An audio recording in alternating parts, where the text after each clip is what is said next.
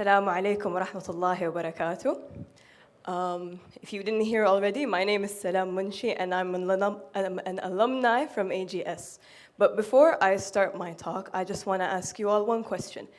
At any point in your life, did you feel like you had to go on one set path or one specific path just because someone else told you to do it? Raise your hands if you agree. I see a lot of hands, a lot of agreement. Okay. That was my life for the most part.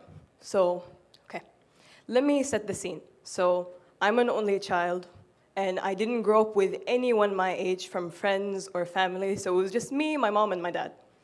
And alhamdulillah, my parents really built this characteristic in me that loved to learn. So when I started school, I was very academically focused. Alhamdulillah, always getting good grades, and I, to an extent, based my personality on that. So when it became apparent that to be successful, your grades aren't enough, wait a second, hello? Wait a second, that's not what I'm supposed to be. I need to be better. I need to be the best. So when I was in the 6th grade, Mawhiba, their exams became in English, and I jumped at the opportunity, and alhamdulillah, I passed. And from the 6th grade until the 10th grade, I started attending Mawhiba courses. Okay. So Mawhiba, if you don't know what it is, it teaches you a lot about like STEM fields, science, physics, engineering, astronomy, whatnot. So when I was a kid, I was good at science. Obviously, I should work on my science. So I continued doing that. But in the 10th grade, I went on a program that required me to travel alone, spend 3 weeks in Jamiat al-Amira Noura alone without my parents. Let me remind you, I'm an only child, so this was very new to me. And it was a lot. I was nervous, I felt extremely homesick, even though I was in Riyadh, which is like an hour-and-a-half flight away. But still, it affected me. But while I was there, it was like a fresh start. I didn't know anyone there, and no one knew me. So I could just be who I was, express myself, make new friends, and it just clicked all of a sudden that to make connections and to make friends, you just need to be yourself, your genuine self without any barriers. So that was the lesson I learned from Mawhiba, not all the STEM courses. So my journey in Mawhiba came at a halt because I applied for MISC, and it started overlapping. Again, if you don't know what MISC is, MISC was a program that helped you apply for universities outside of Saudi Arabia. But the main thing and the main wow factor of MISC is the fact that they send their students abroad for summer programs. And I personally went to the University of Pennsylvania. The picture behind me is a picture that I took myself because I took a photography course and a pathology course. I was still of the mindset, okay, STEM, pathology. Let me try something different, and I tried photography. But my real takeaway from the entire experience was seeing different cultures, different backgrounds, all gathered in the same place. And it really broadens your perspective, especially when you come from a background where you've only been in one place. My whole life I've been in Jeddah.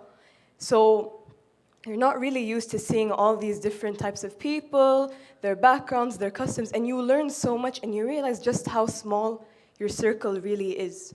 So did I benefit from the courses and from applying to college, from MISC? No. I study here at Dar al-Hikmah. But I did benefit from opening my eyes and seeing new perspectives and seeing what the real world looks like. Okay. That is more of the side of where I was doing things and benefited something different because I was doing all of these programs to boost up my career, build my CV, become an exceptional student, and be one of the best. But when I started doing Model UN, that came from something different. When I learned about the concept of it, it was you debating. I love arguing, you can ask my mother. And it seemed fun, so I pursued it to challenge my public speaking. Alhamdulillah, I was already a good public speaker, but I wanted to test it. And I got really good. And I really enjoyed it, and I kept going and going and going until, alhamdulillah, I reached a place where I wasn't even debating in conferences. I was hosting conferences, and I hosted this school's very conference. So when I did something I was genuinely passionate about, I saw extreme growth and extreme development in myself, which brings me to my point. Now, I was doing so many things for the sake of building a CV and being one of the best, when in reality, I only felt peace and comfort when I was discovering new things about myself and pursuing things that helped me grow and learn about me, not necessarily things in the world, like courses and whatnot. So really, my advice is to just go out there, learn about yourself really, and make choices for you and not what other people think. My whole life, I've had this subconscious expectation to study abroad because, mashallah, most of my family studied abroad. I was doing well academically, so even students, my peers, and teachers were telling me, apply outside, apply outside, apply outside. But I didn't want to really go outside to a certain extent. And what I wanted to pursue, law, was not beneficial for me outside. So why would I put myself at risk pursuing something that wasn't going to be beneficial for me because everyone expects me to do it? That doesn't make sense.